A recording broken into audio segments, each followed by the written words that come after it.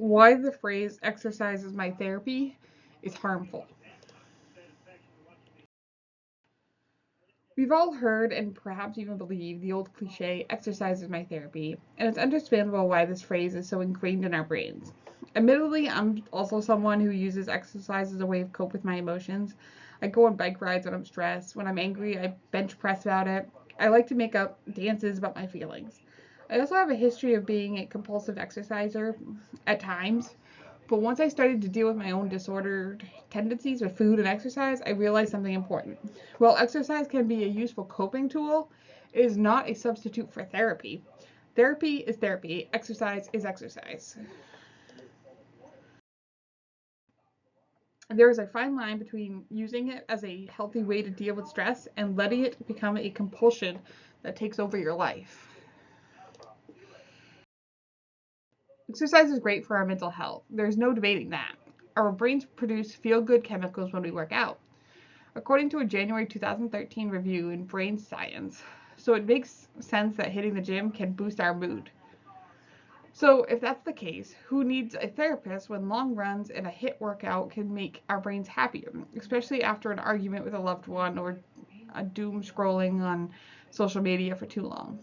But while it is common practice to use a sweat session to deal with anger, anxiety, sadness, and trauma, it might not be the best long-term solution to combating these feelings. In fact, sometimes using exercise as a coping mechanism prevents you from getting to the root of the issue. The mental health benefits exercise provides are not a substitute for seeking professional help.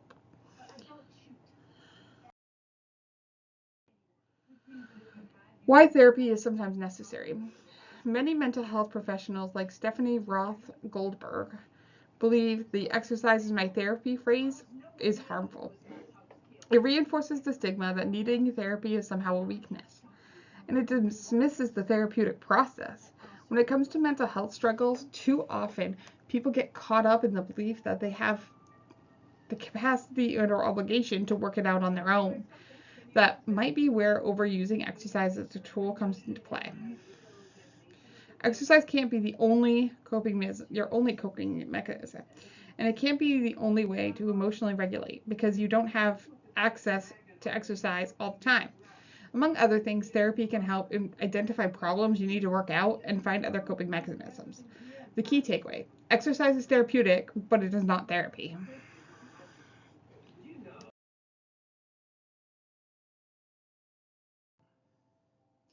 Therapy is different in that it happens outside your own head, which is beneficial in several ways.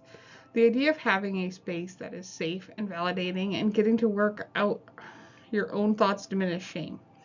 Reducing shame is a huge part of the therapeutic process because often shame is kept in the form of a secret. So saying something out loud to someone in a safe environment is really helpful. It also helps to have someone with an outside perspective help you gain awareness of and change negative thoughts or belief patterns that aren't serving you anymore. In telling your personal story, your therapist can make connections and recognize thoughts you were taught but no longer believe in. If you could change your own patterns, you wouldn't have them. You can't necessarily even identify your own kind of distorted way of thinking without another person to bounce things off of. So, when exercise becomes a problem, if you've been feeling extra stressed lately, how have you been handling it? It's important to check in and make sure you aren't becoming too dependent on your workout regimen. Exercise and movement are crucial to mental health.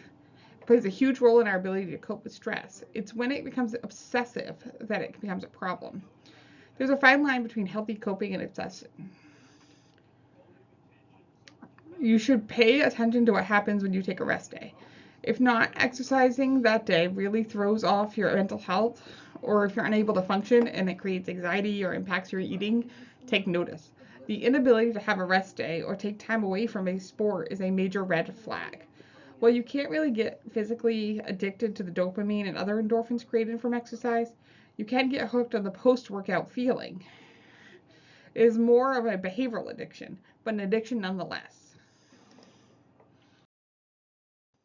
Oftentimes people say things like, "Oh, just need to go for a run," which then also creates an unhealthy relationship with exercise because we are using it exclusively to emotionally regulate. That can create a dependence.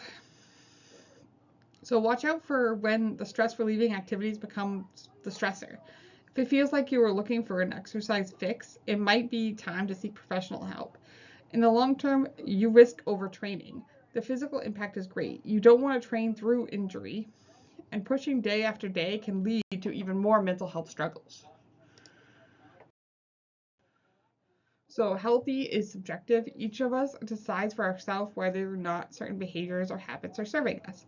I'd say if you find yourself panicking when you don't have access to exercise, forcing yourself to do it when you really could use a rest day or have other things to do, sacrificing sleep, pushing yourself to do more intense exercise than you truly enjoy, ignoring your body's cues telling you it's getting run down or injured, buying into mental rules about what qualifies a real workout, feeling guilty for not exercising, telling yourself you have to exercise to compensate for what you've eaten, trying to sneak in more exercise without people finding out, forcing yourself to exercise at all costs, noticing that it interferes with your social life, work or school functions, family life, health, or other important priorities.